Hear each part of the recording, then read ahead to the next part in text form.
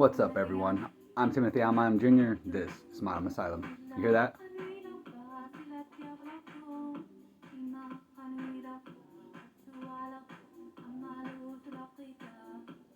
Thanks for tuning in, checking out this review. I just finished with Slashback, a new Shudder original. There's so much to say about this film, but before I do, oh crap. Meow meow meow meow meow. Anyways, he's tired. Let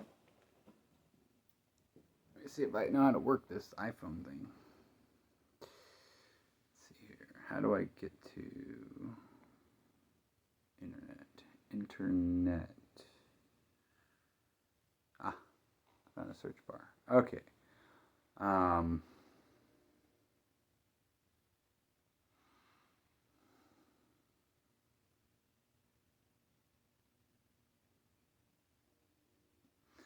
Okay. What is going on here?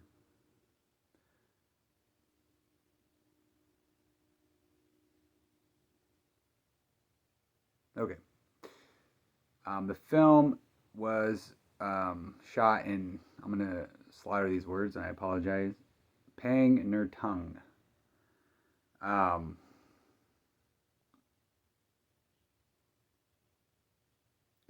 Pang Ner Tung is located in Canada. I don't know how to use an iPhone.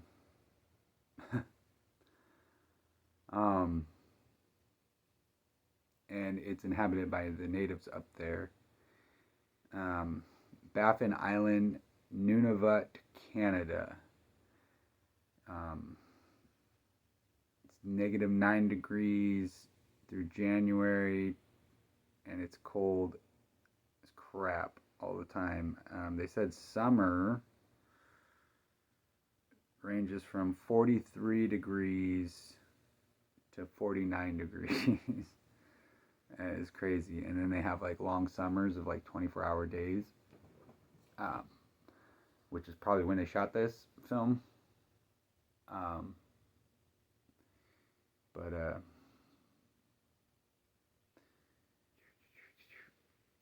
so this I found very intriguing. This location, this place,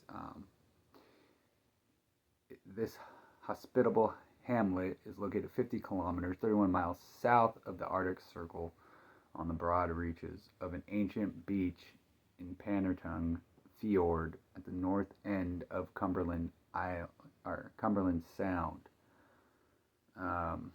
Outdoor Arctic enthusiasts identify it as the southern gateway community to the famous Ayutthaya National Park. Now, I'm pronouncing a lot of these wrong. In the film, it seemed like all their cues were silent. I'm not entirely sure. It is in English, but it does start out in Inuit for like a few scenes, really. But Pannertung means, translated, place of the bull caribou. It's also known as Pangniktik or Nitu, and it's just fondly called Pang for short. So their artistic community, famous for the quality of woven tapestries and lithographic prints, is situated on a beautiful fjord and scenic mountainous terrain that is very popular with hikers, climbers, and skiers. So a lot of landscapes in the background in this film were stunning and amazing, and I would love to visit. A little bit too cold for me, but I would still go just to experience the being out there. So yeah, it's located just way out here. Let's zoom out on this weird map right here, so you can see in the thing. It's kind of hard to see, but there's Greenland, and then that dot is where it's located, and then this is Canada. Oh shit! So then this is Canada and North America. See that? So they're like way up there. That's where this was filmed and located. That is crazy, right? Um, yeah, but they go through all of their little things. It says summers are pleasant in Pannertung with 24 hours of sunshine from June 8th to July 4th. That's pretty cool. Um, but yeah, you could look all this up and check it out. It's pretty cool. Inuit contact with Europeans and Americans greatly increased in the 19th century. A Scottish whaling station was established on nearby Kekerton Island in 1840. So there's a lot of history involved in this. Hudson Bay Company founded a trading post in Pannertung, and 2 years later, the Royal Canadian Mounted Police erected a permanent office there.